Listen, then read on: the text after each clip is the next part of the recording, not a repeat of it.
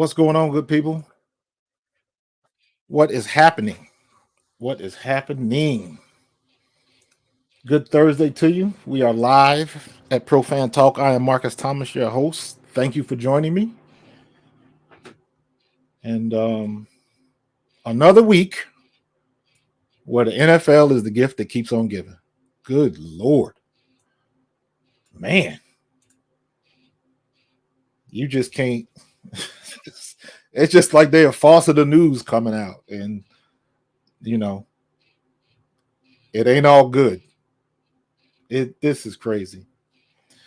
But in any case, we're going to get into all of that. Hope everybody's having a good week. Hope everybody's not getting caught up in all of this crazy weather. Hope everybody got their snow cardio in this week. I know I did.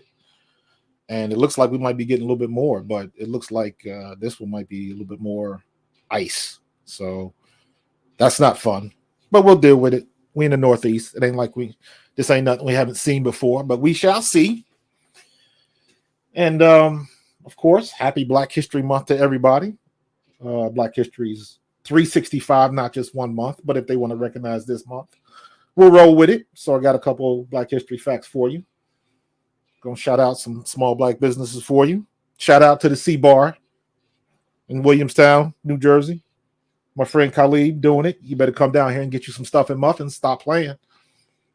So, but we got a lot to go over, man. This was a crazy week. We are supposed to be talking about Tom Brady and his retirement. No, he's not retiring. Yes, he is retiring. No, his dad said he's not retiring. Yeah, I'm finally retired. That Tom Brady. That was pretty funny. We got a lot of stuff going on, man. The elephant in the room, Brian Flores. The situation down in Florida. And he just launched a salvo right over the bow of the NFL ship, and he ain't playing. So we are definitely going to get into that. I see Frank in the chat. I see my pops in the chat. I see Brian in the chat. What's up, Brian? Everything is going well. Can't complain. And if I could, I probably shouldn't. So everything is everything, my friend. Thank you, Myra. Nice to be a part of the family. Thank you very much. We just getting started. We're trying to make this thing grow. So make sure you pound the like button, subscribe to the YouTube channel. Let's help make this thing grow. So let's get right into it. Obviously, where's my little thing at? I got prepared, so I wanted to let's do this the right way. There we go. So obviously that's the elephant in the room this week, the Brian Flores situation, and it is crazy. It is crazy. He shouldn't have got fired. Everybody knows he shouldn't have got fired. The Miami Dolphins had not had a winning season since 2013. So almost 8 years. And you get back-to-back winning seasons and you fire your coach. So that raised a lot of eyebrows. Thought it was unfair, but maybe that was a silver lining because you just knew that, he would probably get a better position if somebody would snatch him up, as it always seems to do. The NFL always seems to do, the teams always seem to do. Somebody goes away, somebody snatches a potential higher up very quickly. However, that did not happen, and he floated around. And this is not anything new. His situation in the NFL. What's new about it is he finally, if you got the right one today, was a person, it's Brian Flores, because he wasn't having it. The worst thing you could do to somebody is waste their time, because time is the one thing you cannot get back. You take money from me, you can pay me back. I can get it back. Time is the one thing you cannot get back. So when you waste somebody's time, In my opinion, that's one of the biggest insults you could do to someone. Don't waste somebody's time. Tell me the truth. If you don't like me, tell me you don't like me. Don't smile in my face. Let me know where you stand. So at least, if you don't like me, you don't like me. That ain't hating. That just means you don't like me. We don't vibe. You don't, you ain't digging what I'm baking. However you want to put it. If you don't like me, don't like me. Let me know. I'll go my separate way. You go your separate way. You have a nice life, and we'll keep it pushing. But the people that smile in your face and you do X, Y, and Z for people, and you put forth effort for people or situations or companies, and they lie to you, or they use you or abuse you, or they take advantage of you, that's where the problem lies. What the Giants did to Brian Flores is not uncommon. Happens all the time to white coaches and black coaches. Let's keep it 100. Happens on both sides of the ball. But for them to do that and have him walk up in there 3 days after they made the decision, that was in my opinion, that was the straw that broke the camel's back. 3 days. 3 days. Now, mind you, let's take into consideration the type of preparation that somebody has to do to go in that type of interview. Because you will, what's up, Sean? You will hear stories about people that interviewed well and knocked it out of the park, or didn't interview well and he needs some more experience and things like that. You don't go into an NFL interview for a head coaching job or any position and don't have your ducks in a row. You just don't do that. So let's just assume that there was a whole lot of preparation that he had to do before he, got himself together for this interview, and any interview, especially in the league. So when you go through all of that, you got to put your game plan together. They're going to ask you questions where, who would you like to hire? And so you got to get a list of people, all of that kind of stuff, all of the work that you got to put in to make that happen. And then they waste your time. They waste your time. Everybody has probably been in a situation where, let's say somebody, can you come over and help me move? So you get your stuff together and you brought some tools over and you was going to help somebody move. And then when you get there, never mind, we got it. We didn't need you anyway. So you got prepared and you did everything you had to do to help somebody else out. And then they just dismiss you. That's the thing. When you dismiss somebody, like, we good, or you use them or you take advantage of them, that's bad business. That's how fights get started. That's how fights get started. So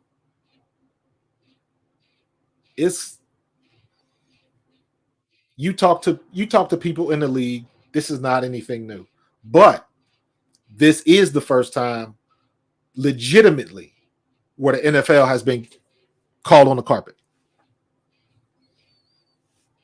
And hey, if that's what you felt, because there is a real possibility that this brother might not ever coach in the league again. And he said that in his statement. He said he knows what it might end up being. And he is okay with that. He is okay with that. So when you got somebody with that type of resolve and commitment to his cause, you roll with it because he's ready to take the L. And when you deal with somebody who's ready to take the L, that's somebody that means business. Yes, I'm ready to forego the very thing that I worked for, that I worked all my life to get here. I'm ready to put that to the side because, like he said in the statement, this is bigger than me. It's not a lot of people who can make that decision. Not a lot of people. A lot of people, Cap made that decision, and you see what happened to him. And he was right. And they want to say that he was right 2 years after he's gone. I have a feeling that won't be the end for Brian Flores. I think he'll still get a. I think he'll still get a job. Maybe not this year, but you know how the NFL has a way of trying to cool things down and forget about stuff like this. So we'll see what happens and how it goes. It'll be very interesting to see the interviews with Roger Goodell at the Super Bowl, because he's got to be pissed. Goodell's got to be pissed because that's the main event. That's where they get the most money for ad revenue. All of that kind of stuff is built up for the Super Bowl. That's what it's about. Everybody's banging to get to the Super Bowl. Have you seen the price of them tickets? Good grief. When I had Super Bowl tickets, I thought it was a lot. I got like $2,800 for my tickets. They looking at $28,000. It's ridiculous. But anyhow, Roger Goodell is going to be asked that question every day at the Super Bowl. Somebody's going to have a question or want to comment from him about this situation, about Brian Flores, and he has to answer it. He's on the spot. So if nothing else, he's put the NFL on blast, like, whether you like it or not, answer the question. Why are some people getting hired and some people aren't getting hired? Keep it fair. This whole thing is about the whole Rooney Rule. The Rooney Rule came out in 2003. And essentially the Rooney Rule was, before you hire somebody, at least interview a minority candidate. At least give them the interview. It's like you never make the shots you never take. You never make the shots you don't take. So if you never interview, I don't know, Art Shell, Ray Rose, whoever you want to name, you'll never know if they're good enough. But you can't even say that, because you look at a whole lot of other situations and the offensive coordinator or the defensive coordinator of a specific team, if the offense is doing well, that coordinator is a genius. And most of the time, those are the ones that are getting the call to be head coaches. Rightfully so. Rightfully so.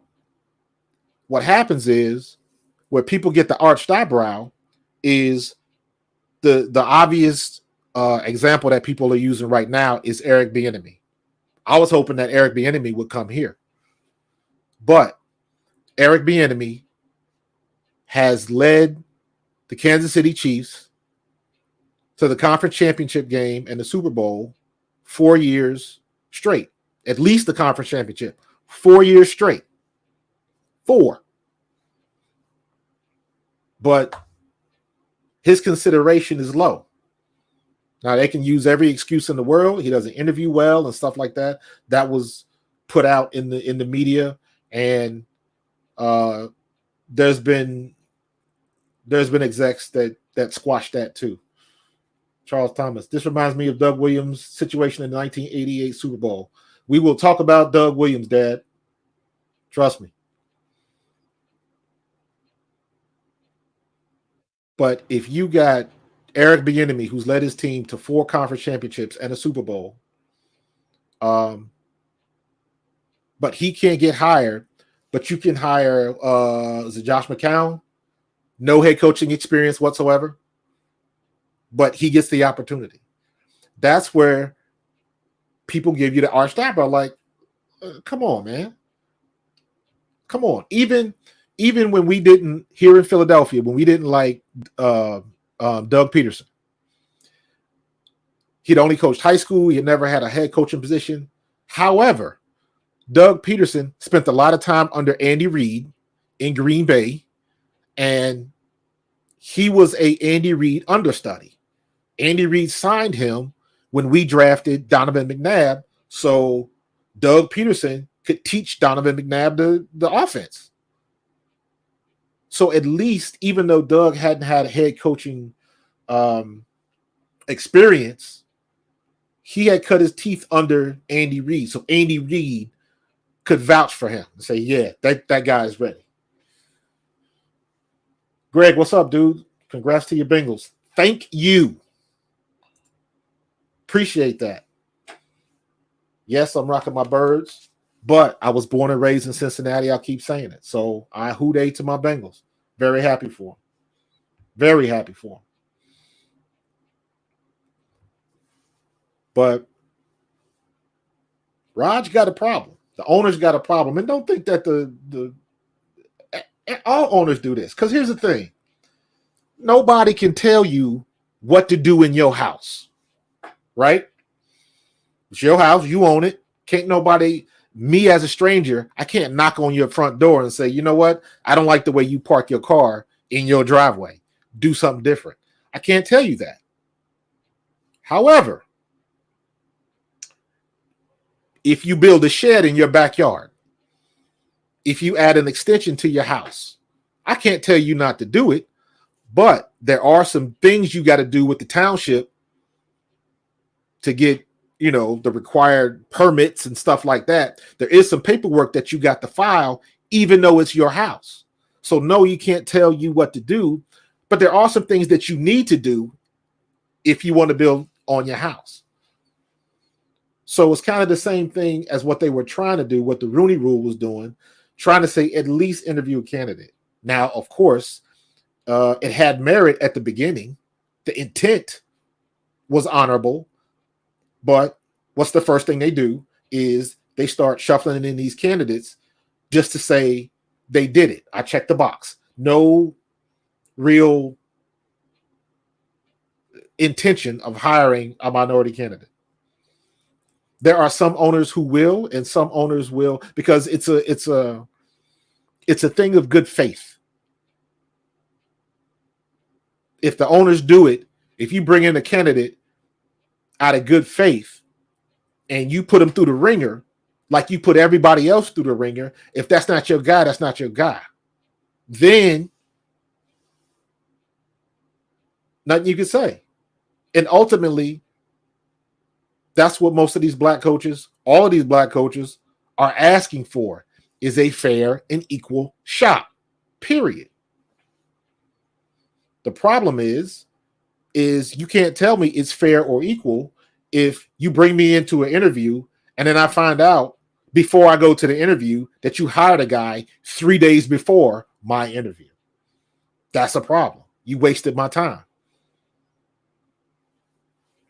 You look at me in the face and you laughing behind my back.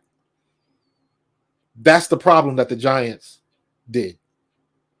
If you don't want me, say you don't want me. I'm good with that, but don't waste my time, man. Don't waste my time. So I wanted to bring up,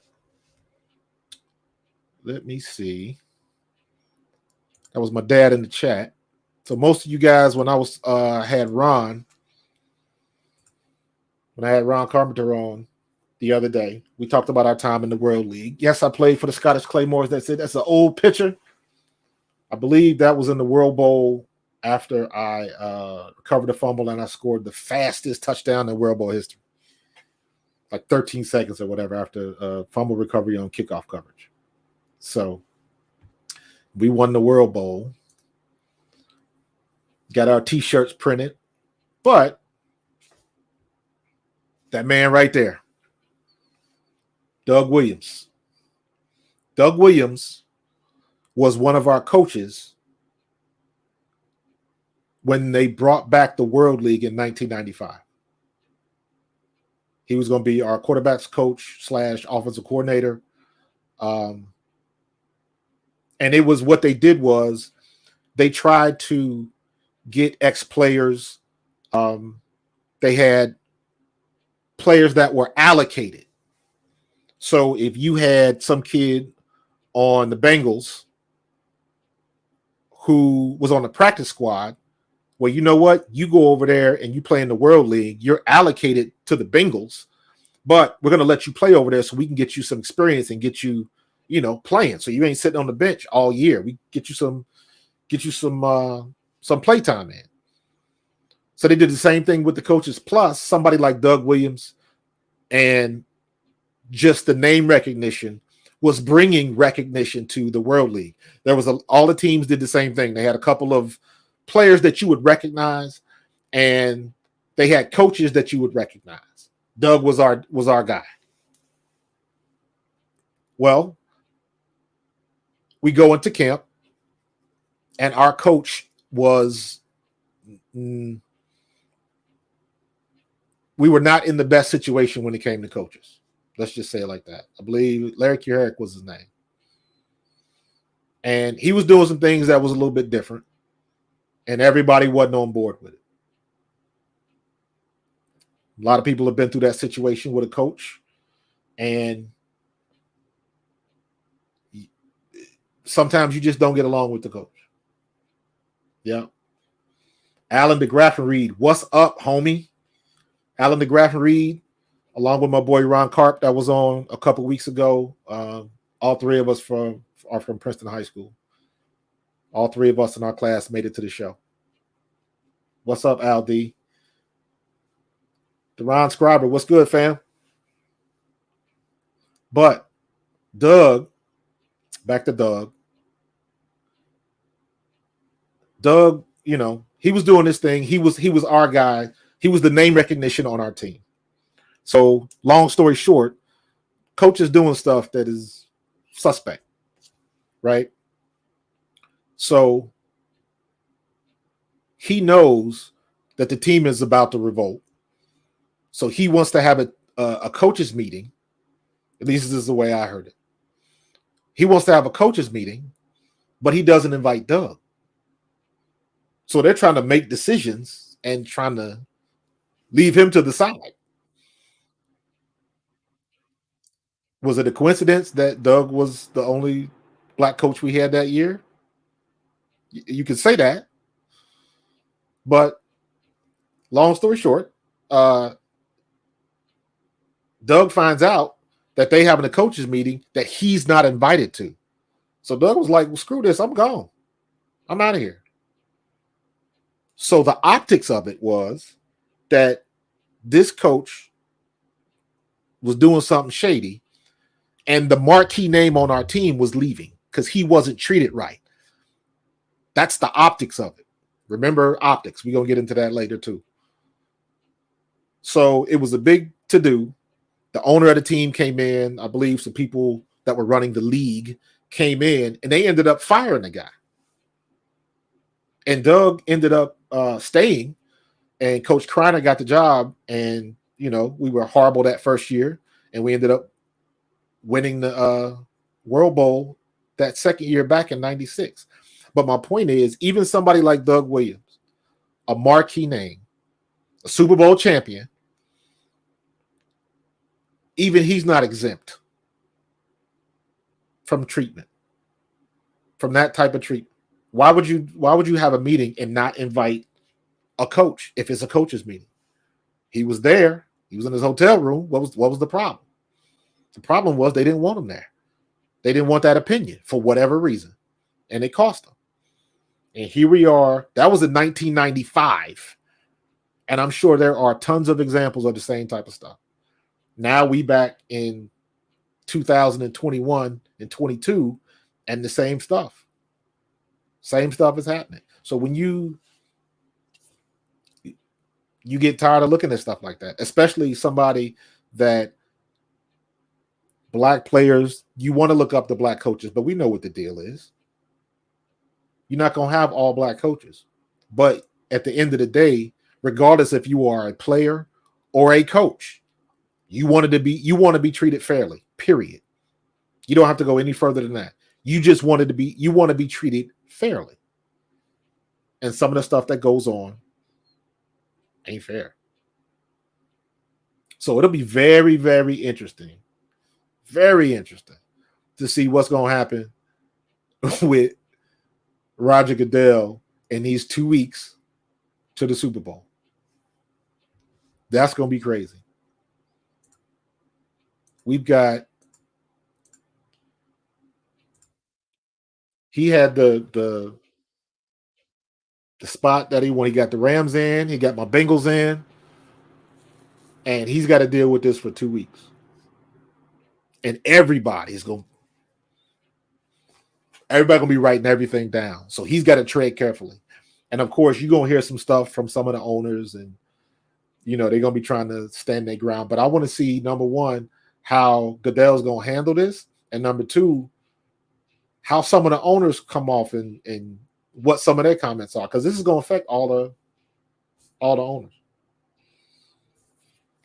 I want to see if the NFL is gonna give this the same energy that they gave John Gruden and all of that mess with the Washington football team. For whatever reason, for the NFL to get information or investigate a case, the NFL investigations are like Bruno, and don't nobody talk about Bruno. They had like a 3 or 4 month investigation on what Washington football team was doing. The only person that gets affected by it is John Gruden, who's not even with the organization. And the person that did the investigation gave an oral report to the commissioner, not a written report, gave an oral report, and they're like, we fired John Gruden, by the way. And it's like, what did John Gruden have to do with the Washington football team? Because they found that email, and you get what you get when you say stuff like that. I get that, but what about the real problem? What happened to all of them women that were saying all them crazy things that upper management was doing in that organization, and people knew about it and let it go on? What happened to all of them people? NFL was just like, I don't know what you're talking about. We don't talk about Bruno, man. No. And that's what the NFL does. They act like we don't want to deal with it, so we don't want to deal with it. So let's stop talking about it. It's going to be interesting because Goodell is just a yes man to the owners. Agreed. Could you see this becoming a federal investigation? Possibility, because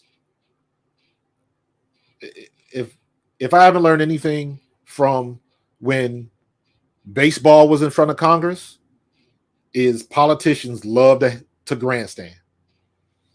So if politicians can grandstand against the rich athletes and the rich owners, they will do that.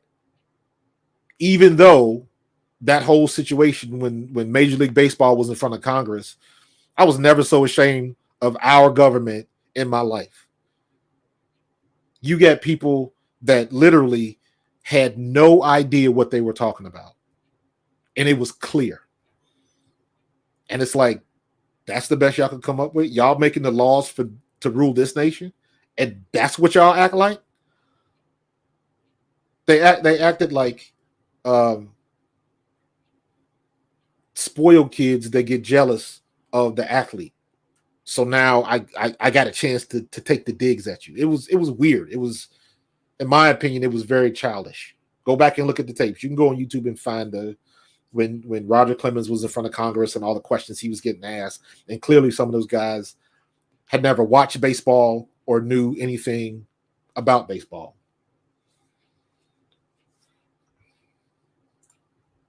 Wonder Twin Powers activate. What's up, sis? Who they? That's my twin sister, Melanie. Shout out. But I don't know, Khalib, if this goes federal. I want to see it.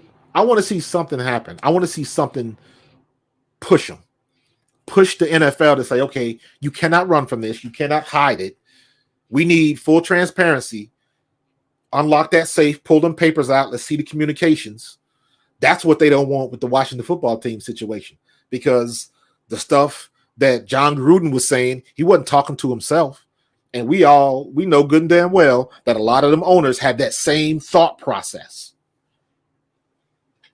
That same thought process. I know Brian Flores used the word plantation in his statement, plantation mentality.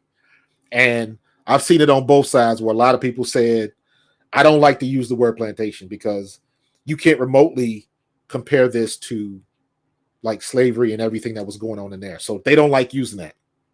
The flip side of that, someone said, well, you can use it because the plantation mentality is owners, everybody else works for me. You got the owners and the slaves. That's what the plantation mentality is. So it depends if you want to deal with it or not. But you can't tell the owners what to do with the stuff that they don't, with their stuff. And as far as the plantation mentality is very interesting because I didn't go through that mess 400 years ago. But if you've looked through history books and seen pictures and stuff like that, for those people who, and I'm talking about in this day and age for athletes and stuff like that, for football athletes, let's keep it with football. Football athletes who have experienced the NFL combine, you look at that as a whole, that is a very humbling / humiliating experience. Literally, you lined up, you in your skivvies, you in your birthday suit, you jump on the scale, you get the T-pose, they measure you tip to tip. How high can you jump? That sort of thing. So I understand that mentality, that when people say plantation mentality, I understand that. Because when you look at it as a whole, that's really not a good look. It's really not a good look. They got you in a bunch of rooms naked, measuring you to see how well you can work for my team. Of course, you don't want to think about that. You push that to the side because you understand the potential of the money that you might make, generational wealth. So you push that stuff to the side. Doesn't mean it doesn't exist. Doesn't mean it doesn't exist. I wanted to read this to you. One of my buddies, one of my EKU buddies, Jason Dunn. Jason Dunn played here in Philly, and he played, I believe, 7 or 8 years with the Chiefs. Was a tight end. But he just sent me this. Now, mind you, all of this is in one tweet. Tweet has what? How many characters can you tweet? There's a limit to how many characters you can tweet in one tweet. So remember that. All right. So check this out. Art Shell, Dennis Green, Ray Rhodes, Tony Dungy, Herm Edwards, Marvin Lewis, Levy Smith, Romeo Crennel, Mike Tomlin, Mike Singletary, Jim Caldwell, Raheem Morris, Leslie Frazier, Todd Bowles, Anthony Lynn, Vance Joseph, Steve Wilkes, Brian Flores, David Culley. That's every black head coach the NFL has ever had. That's just over 3%. Out of 511 head coaches, there have only been 19 in a league that is 70% black. 3%, a little over 3%, like 0.037. That's crazy. That's crazy. If you flip the coin 100 times and it came up heads 97 times, you would think something was wrong with the coin, right? So you're talking about a situation where people just want to be treated equal. You want an equal shot. That's you would hope, and we know that's not the case. It's the same way when you deal with me as a player trying to make a team. Everybody on an NFL team does not deserve to be there. I will say it again. Everybody that's on an NFL roster does not deserve to be there. There are some people on the squad that should be, and there are some people that should be on the squad that aren't. Happens in every camp, on every team, without fail. Just like in any other business or walk of life, a lot of times it's not what you know, it's who you know. We're dealing with this right now with Jalen Hurts. Because Jalen Hurts was not a first round draft pick, the leash that he has is very short. So he's got a 2-year leash as a starter. Next year, if he don't put it down as quarterback, throwing the ball, he will be replaced. He will be replaced. And the only reason that his leash is that short is because he's not a first round pick. He's got a rookie contract. He's making good money, but he's got a rookie contract. So in the big scheme of things, the Eagles aren't really paying him that much money. So the fact that he's the starter, went to the playoffs his first year as a starter, they're like, hey, man, we're getting our value out of this player, but we still want something better. That's his big knocks. Now, rightfully so, the criticisms on him are, accuracy is not great. Anticipation is not great. Anticipation meaning they always say that young quarterbacks, they throw to receivers when the receivers get open. They don't anticipate them getting open. And that's the difference between an average or good quarterback and an elite quarterback. When they get that anticipation and they see it before it happens. That's what you want with your quarterback. Everybody wants the next Joe Burrow or Justin Herbert. Justin Herbert and Joe Burrow have put every young quarterback on the clock in the league, because now, rest assured, when we start taking a real hard look at these draft prospects coming out, combine scores, personal workouts, pro days at schools, when we start talking to look about that, everybody's looking for the next Joe Burrow, because Joe Burrow came off of a major injury, and in his second year as a starter, took his team to the Super Bowl. Everybody wants the next Joe Burrow. Everybody wants the next Justin Herbert. Everybody wants the next Micah Parsons. Those are the players that lit up the league this year. So NFL is a copycat league. I want the next one. I want the next one. Let me see. What is this? Sean says, Jags, Dolphins, Texans, Saints, and Vikings still need a head coach. Obviously, Miami is out, and Minnesota is apparently signing Rams OC Kevin O'Connell after the Super Bowl. Okay. Well, I hope the Rams announced it and they don't do any more useless interviews. So we'll see. We shall see. But the other issue that's going on, again, that Goodell's got to deal with all of this, is the tanking down in Florida. Brian Flores submits that the owner of the Dolphins wanted him to tank in 19 and 20 so they could get, at the time they wanted Tua. And then they didn't think they were going to get him. So they were trying to set up so they could possibly get Tom Brady before Brady had committed to Tampa Bay. And then that didn't work out. So then they tried to go after Deshaun Watson, but they couldn't do that because he had his legal issues. And that's kind of tampering. And then so they were doing all of that stuff, and they didn't and it ended up coming back to Tua anyways. And then fast forward, Tua is not what they thought he was. He wasn't as good, or was he? You don't know yet. Tua's in the same boat as Jalen Hurts. He's a young quarterback. He made a lot of mistakes. He's got mechanic issues. He's got accuracy issues. He's got the same issues that every other young quarterback has. I don't understand how we got to this super fast development of young quarterbacks. It's not going to work. Quarterbacks need time. Tom Brady needed time. Joe Montana needed time. Steve Young needed time. So there's no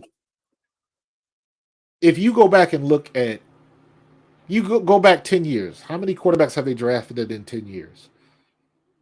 And out of all of those quarterbacks, I don't know what the numbers are.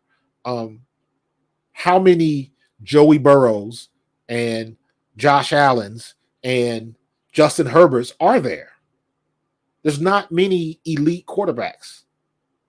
They're unicorns, man. They are hard to find. So you can't just, of course they do it every year. We're gonna get the next big thing, but rarely do you get it. Rarely do you get it.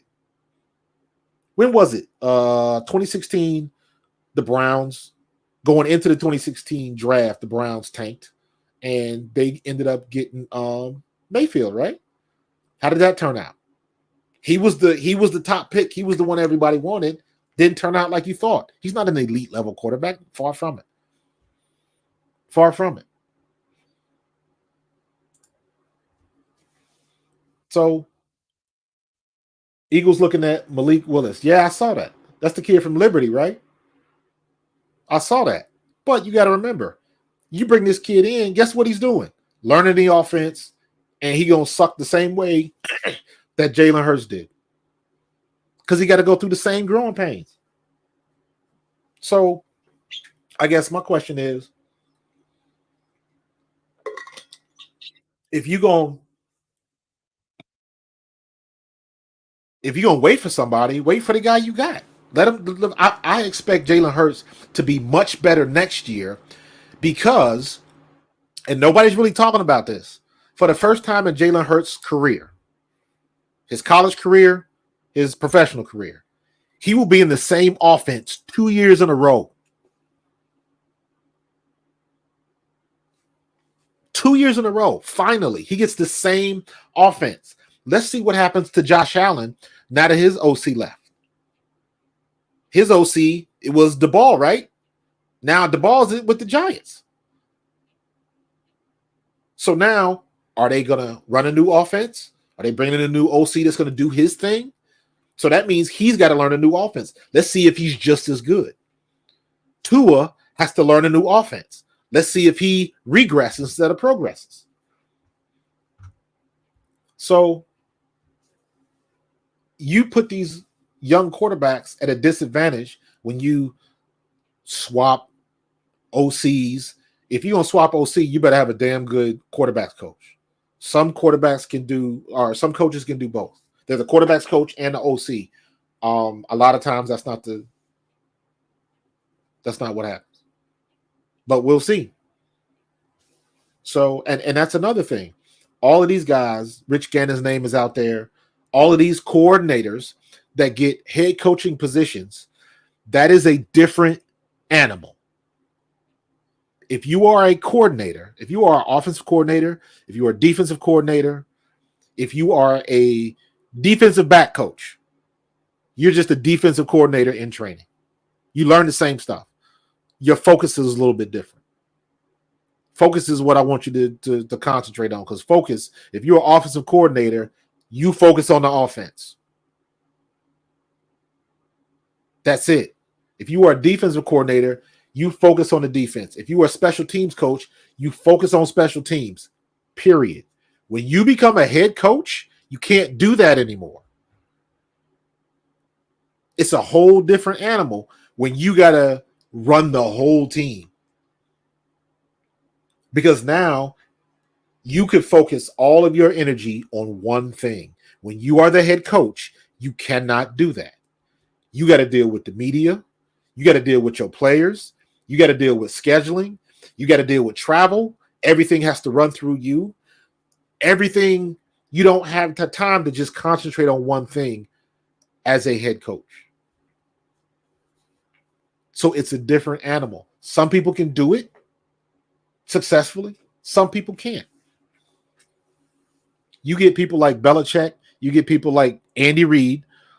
And what they are good at is finding the assistant coaches and the OCs and the DCs to help them out. That's what they do. And if you can find a good offensive coordinator, defensive coordinator, then you bring them up through the ranks, and then they branch off. What do they talk about? The Bill Belichick tree, the Andy Reid tree. It was a Steve Walsh tree. They basically they learn from the master and they say, okay, I've been in your system long enough.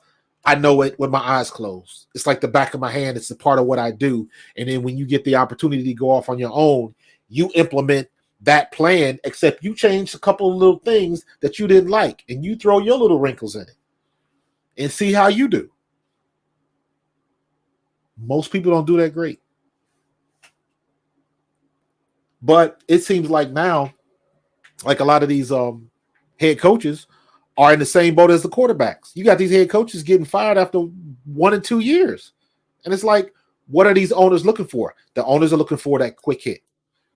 They want somebody to come in and win right away, and that does not happen with young coaches or inexperienced coaches because they got to learn what they got to learn. You don't know what you don't know. So it's a system thing. It's a social thing. Social by me, what I mean is when I played in 93 and 94. I played with Seth and Clyde and the Fridge and Herschel and Randall and Eric Allen, Andre Waters, Wes Hop, Byron Evans. Willie T was on the other side. Seth was in there. Like, I played with some real leaders. And back then, we didn't have to deal with like social media and all of that. Information wasn't instant. You read the Philadelphia Inquirer like everybody else, and you had to wait till, if you didn't want to hear what somebody said, you would Kotite would say, just don't read the paper. Stay out of the paper. Easy to do. Now you can't do that. Everybody and their mama got Facebook, Twitter, Instabook, some type of social media page, and you can even see that now you got situations where some of these players are getting into it. Their family is costing them endorsement deals and money and all of that kind of stuff because their family can't act right on social media and they doing some dumb stuff. What's Patrick Mahomes' little brother is the one that everybody hates now because he got an entitled sense of self-worth and he's letting everybody know it, and people are calling him out on social media. How you gonna go to the Washington football team when they honoring Sean Taylor, somebody that died, and you gonna dance on his number and all of that, like just being totally disrespectful? And then he had that incident where he went and acted ignorant at I think it was at a restaurant or something like that. And then of course, guess who gets to answer all of those questions? On the flip side of that, look what happened to Odell Beckham. Odell Beckham didn't put that tape out. His dad did. Now, this is a situation where it just happened that his dad was right. Mayfield wasn't throwing the ball. Rob Brinkman, what does Flores want to accomplish with his lawsuit? I would imagine he wants to pressure the NFL to conduct good faith interviews. I think Brian Flores is comfortable with the fact that he is set blazing the path for people to come after him.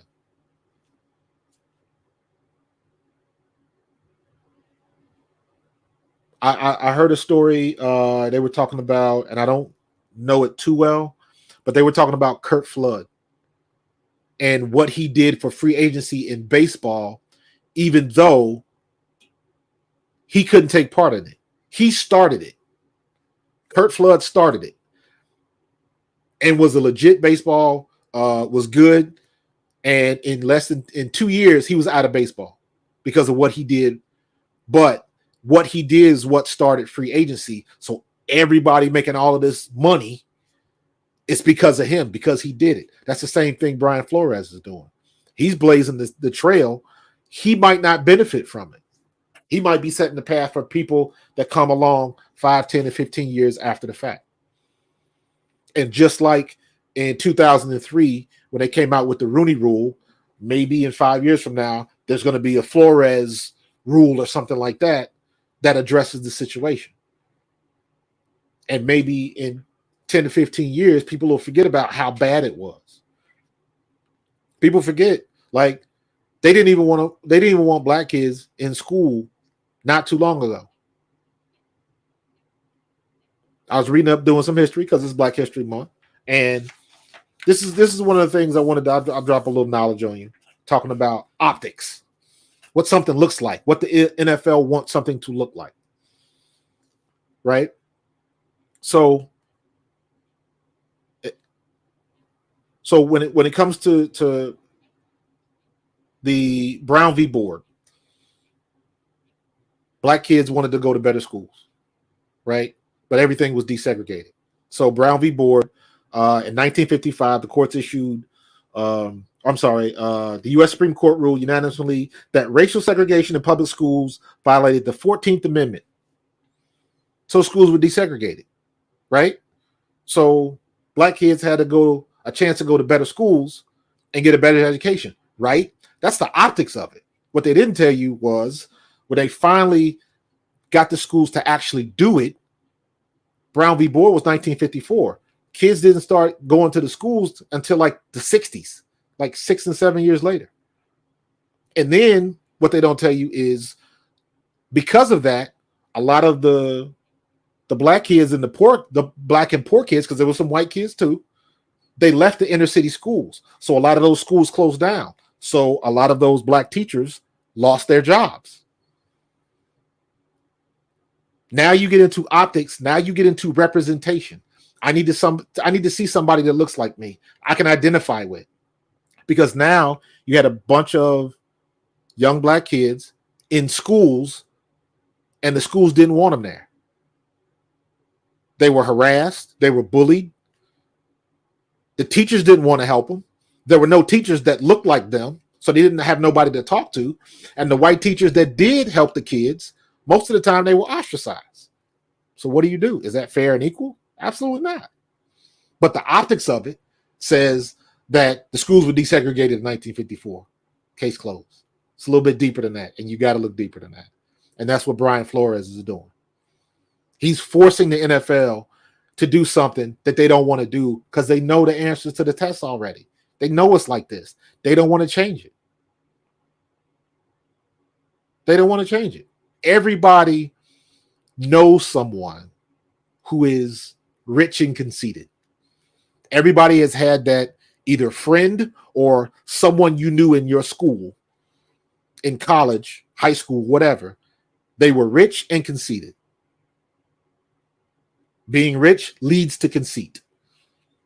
Can't nobody tell them nothing. I'm going to do this because my daddy's got money and they were the kid in high school that had the Benz or the motorcycle, or they were the kid in college where what you doing for spring break? I don't know. My dad's sending me $5 or $6 grand and we going to rent a boat down in Miami. Like, rich and entitled. Rich and entitled people don't like for other people to tell them what to do with their toys. That's the problem. That's the problem the owners have. Brian Flores is putting them in a situation where they're going to have to act. The owners will put up a good face, a good front, smile in your face, and won't nobody call them on the carpet for it. Do y'all remember when all of the Kaepernick stuff was going on and Jerry Jones made it quite clear that he didn't want anybody on his team kneeling? And then a couple weeks later, he wants to walk out to the middle of the field and they want to kneel as a team. And you could have did that from the beginning. And at the end of the day, what did Kaepernick want? He was just bringing up an issue that was real. But of course, they flipped the script, they changed the narrative, and they turned it into something else. It got politicized, and we all know what happened with that. Brian Flores is in a different situation.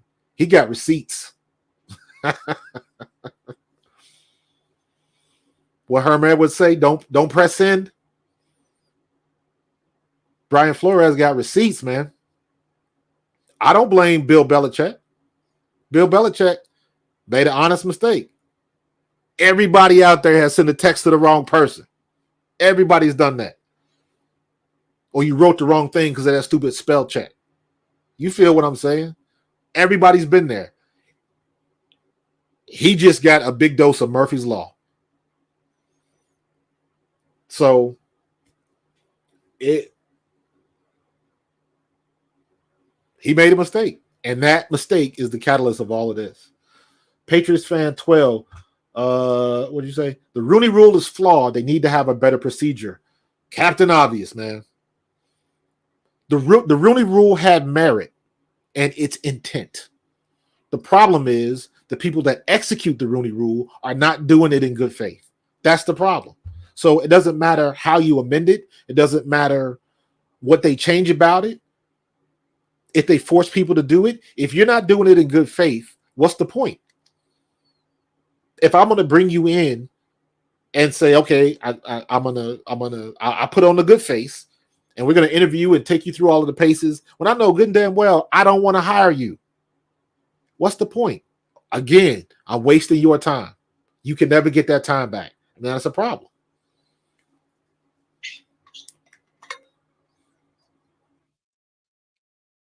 My boy Vince. Vince sent me a text, and he or I saw it on his Facebook, and he said, "Well, Belichick doesn't do anything by mistake," and I agree. Who's to say that Bill Belichick didn't see what was going on and actually started all of this, like lit the match?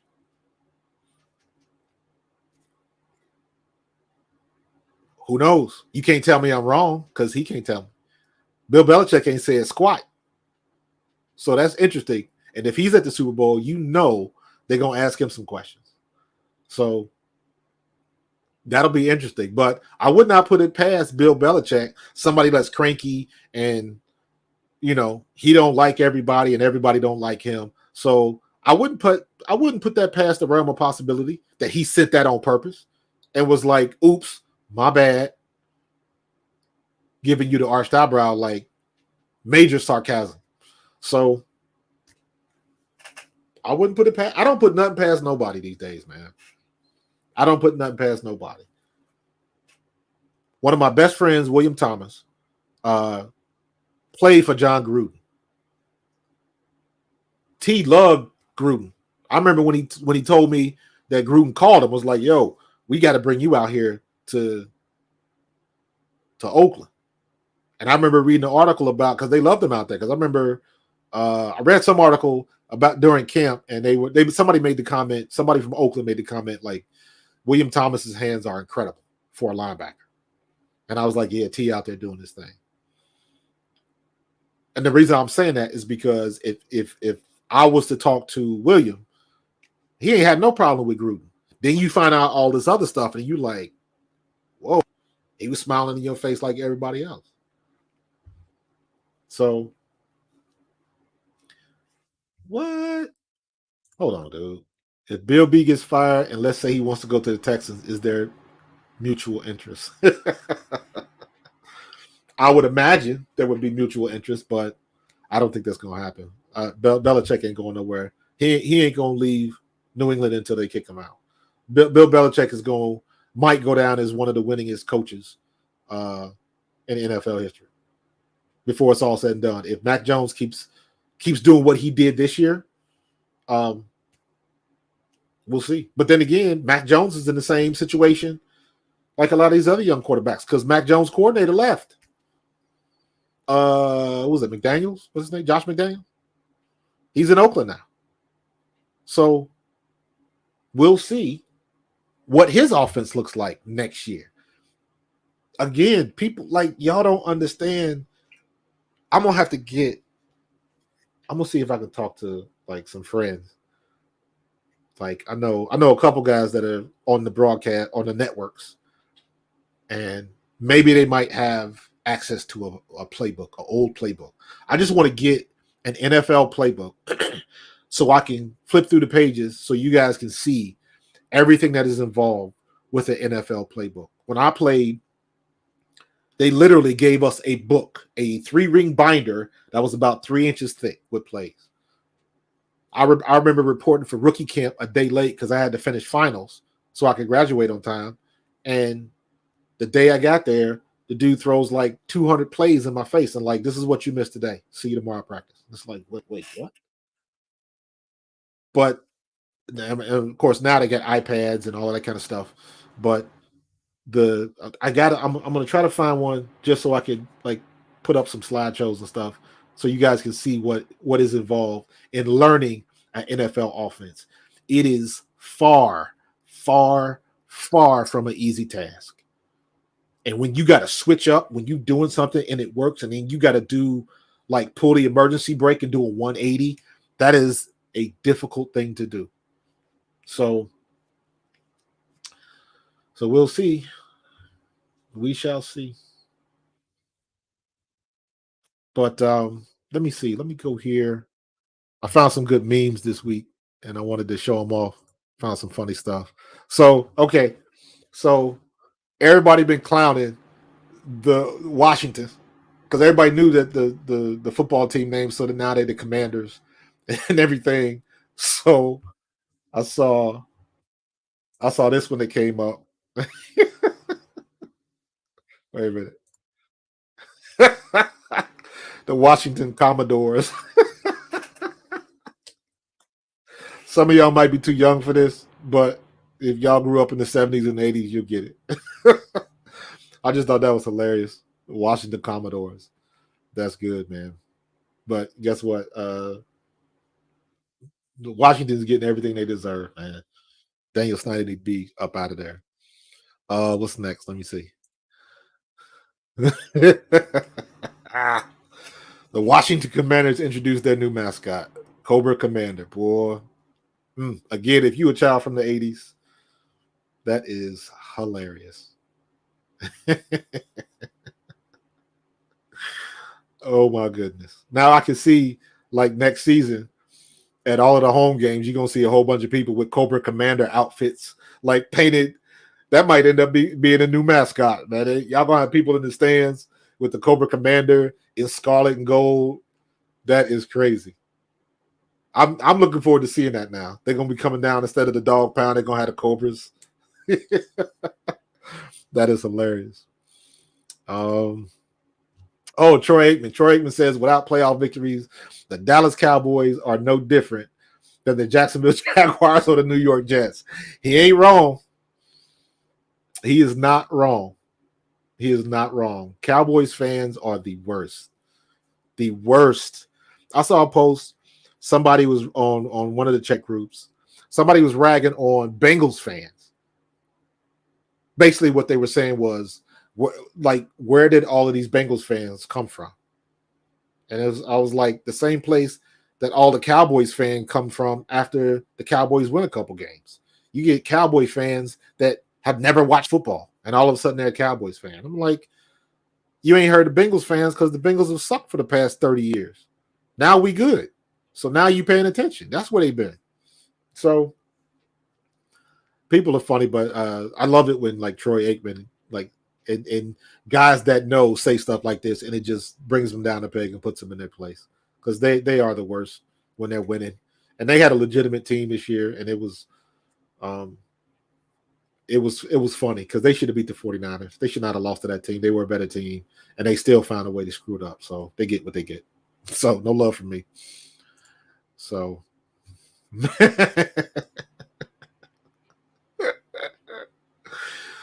Jimmy Garoppolo is not why the 49ers are not in the playoffs.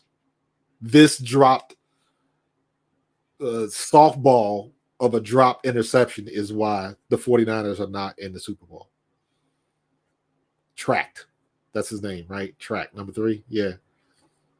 How do you drop that ball? My granddaughter can catch that ball. How do you drop that ball?